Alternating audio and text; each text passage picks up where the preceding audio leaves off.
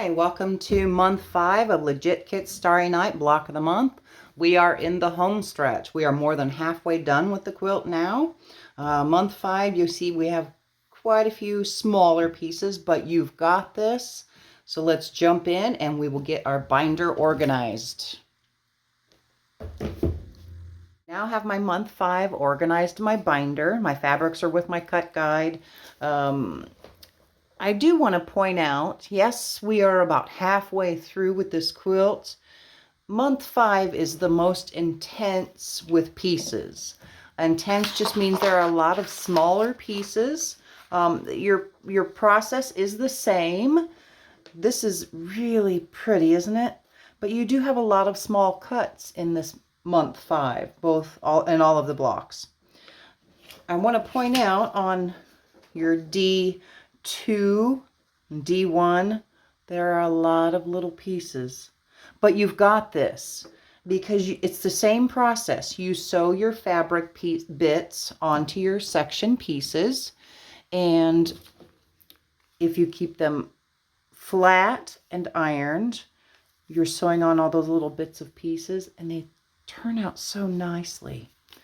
Look at that. So you've got this. So same process. You're just putting your your first fabric, your second fabric, and so on. You're sewing on the line and you're pressing to make that as flat as possible, keeping that piece to size and shape. Okay. So I wanted to show you that piece. That's D2A. Also, I wanted to note out on C2D, I've already sewn my fabrics on my section pieces, as you can see. This is quite a bit of a fabric, a bulk. That's a bulk. And you've got all these fabrics meeting in that one place. Just keep pressing your seams as flat as possible as you go along for each fabric color, right? And then you're going to press that and you're going to make it nice and smooth, right?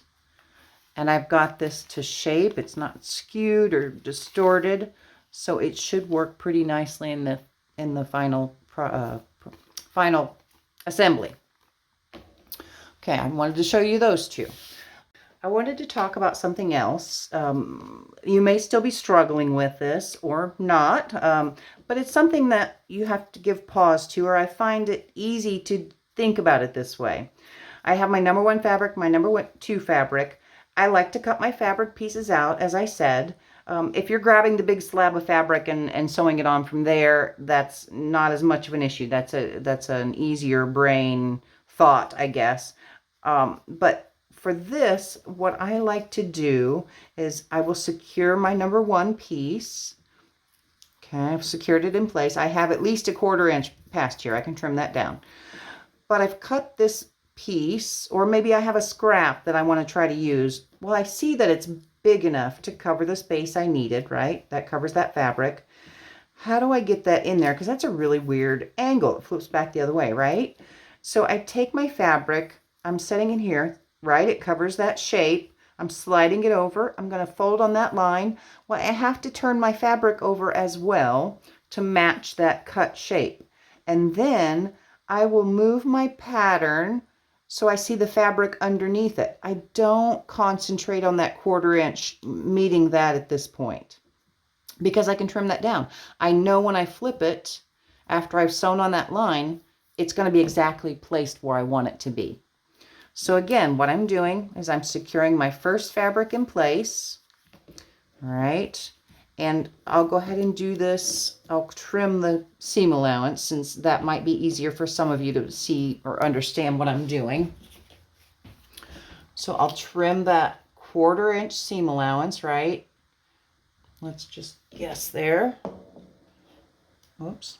So, oh, I cut right on my ruler. Not good. There we go. There's my 1/4 inch. And then I'm taking this piece. I've cut it. I know that it covers that shape, or that's as big as I want. Folding on that line, I'm turning that piece over as well. And then I'm bringing my fabric over on top and I'm adjusting that so I can see the fabric all the way around this piece. All right. Then I'll go ahead and Trim that 1/4 inch now while I'm back here. All right. And then I'm going to take it to my sewing machine and sew there. So I've sewn on that line. I took my pin out. You can see it will match. It will cover that area. I'm flipping it over. I do finger press like this, and I'll take it to the iron and press it. I've now pressed it, and look, magic. All right. And don't worry about that little gap you see, because I'll be trimming it down later when I assemble. All right. So go ahead and sew your fabrics onto your section pieces, and then we will start assembling our blocks. We're going to start with C1.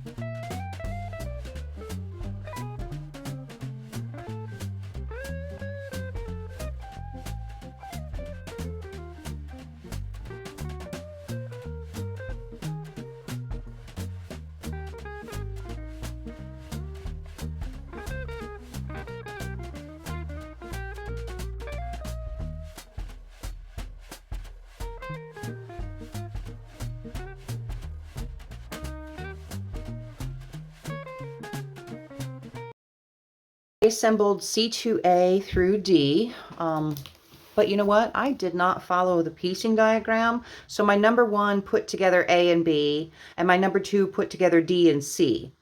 And I just went in consecutive order and followed the seams and assembled that. Well, now that I've come to looking at it and I'm trying to line it up, you can see how far off I've gotten because I didn't put it together in those 2 subsections.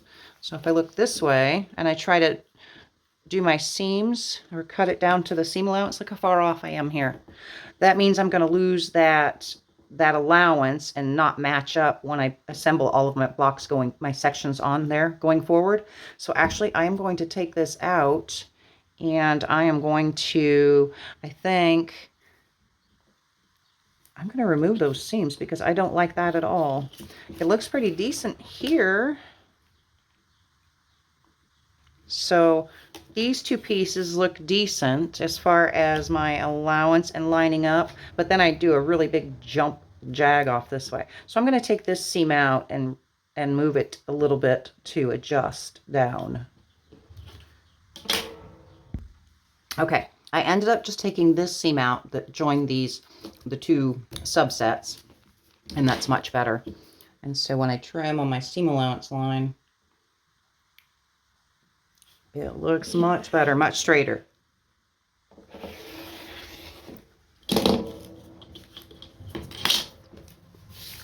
I still have a little bit outside of that seam allowance, but that's okay. All right. And so I trim the bottom, and from what I cut off, I did nip off a little bit of that gray here, but that's a pretty solid 1/4 inch seam allowance.